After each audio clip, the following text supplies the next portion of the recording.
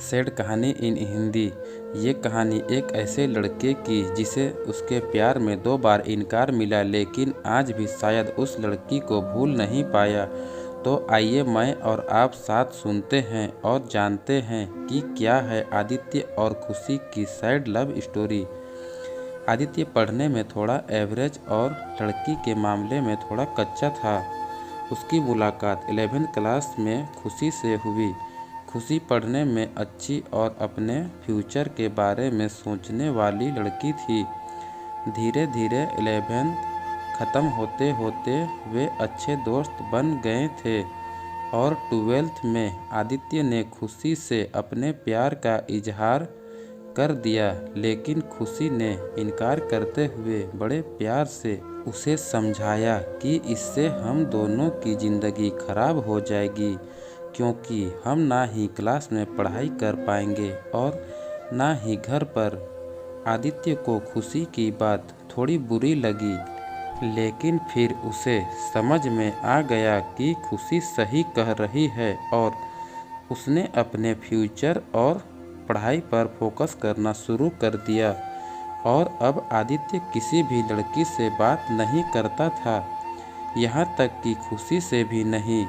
पहले खुशी उसकी सब कुछ थी और आज वो उसे रिजेक्ट कर चुकी थी, और आदित्य इन सब बातों को नज़रअंदाज करते हुए अपने इंटरमीडिएट की परीक्षा में मेहनत करके पूरे स्कूल में फर्स्ट आ गया। बाद में आदित्य दिल्ली के एक कॉलेज में बीटेक करने लगा और वहाँ भी वह किसी लड़की से बात नहीं करता था, क्योंकि खुशी ने उससे जो भी बातें कही थी कहीं ना कहीं उसके दिल में बैठ गई थी। और जब भी उससे कोई लड़की बात करने आती वह मुंह मोड़ लेता। वह धीरे धीरे अपने पढ़ाई में और भी अच्छा होता गया और आखिर में आते आते वह अपने कॉलेज में भी टॉप 10 की लिस्ट में आ गया और उसे कॉलेज से प्लेसमेंट भी मिल गया और वह जॉब करने मुंबई चला गया। मुंबई एक बहुत ही बड़ा शहर था, जहां एक मोहल्ले के लोग दूसरे मोहल्ले वाले को नहीं जानते हैं। वहीं जब आदित्य ऑफिस गया तो उसे वहां खुशी दिखी, लेकिन अब खुशी के लिए उसके दिल में कोई जगह नहीं थी और इसलिए वह हर बार खुशी से छिपता रहता। इसलिए नहीं क्योंकि वह उससे नाराज़ था, बल्कि इसलिए क्योंकि वह फिर से खुशी की ज़िंदगी में नहीं जाना चाहता था। लेकिन वो कहते हैं ना कि भगवान की मर्जी के आगे किसी की भी नहीं चलती। एक दिन ऑफिस के कैंटीन में खुशी ने आदित्य को देख लिया और उसके पास जाकर उससे बातें करने लगी।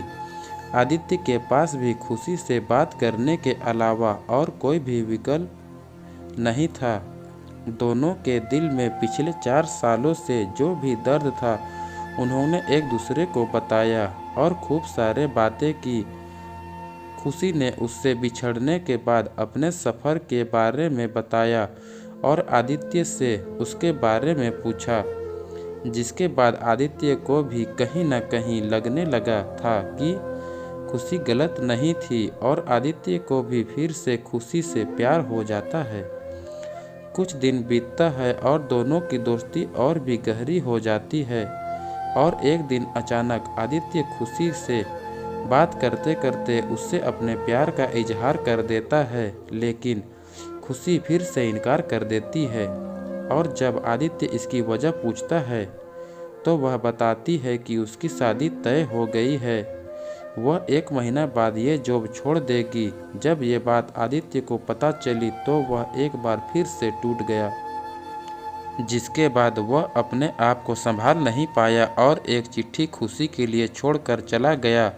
और खुशी उस खत को पढ़ती है जिसमें लिखा था, मेरी प्यारी खुशी, मैं तुमसे बहुत प्यार करता हूँ, लेकिन शायद तुम मेरी ज़िंदगी में नहीं हो, इसलिए तो मैंने तुम्हें 2 बार खोया।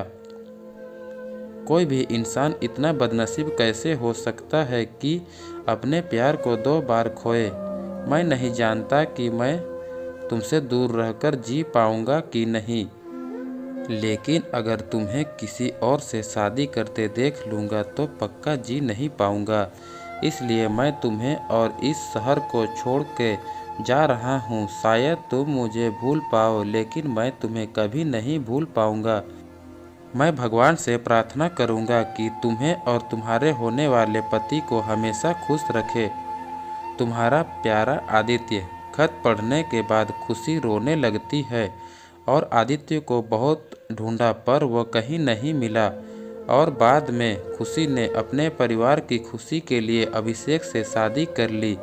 लेकिन खुशी को आज भी ये बात हमेशा सताती रहती है कि आदित्य कहाँ होगा और किस हाल में होगा। यहाँ तक तो उसे यह भी नहीं पता कि आदित्य जिंदा भी है या नहीं। एक तरफ खुशी अंदर ही अंदर घुटती रहती है, लेकिन दूसरी तरफ वह परफेक्ट बहू, परफेक्ट पत्नी और परफेक्ट माँ भी है, जिसे उसके परिवार वाले हमेशा प्यार करते हैं। हमें ये नहीं पता कि खुशी ने आदित्य को ठुकरा के गलत किया या सही, लेकिन आदित्य ने ये साबित कर दिया कि वह खुशी से सच्चा प्यार करता था। और इस बात का एहसास शायद अब खुशी को भी हो चुका था, और इसलिए शायद आज तक खुशी अंदर ही अंदर घुटन महसूस करती है।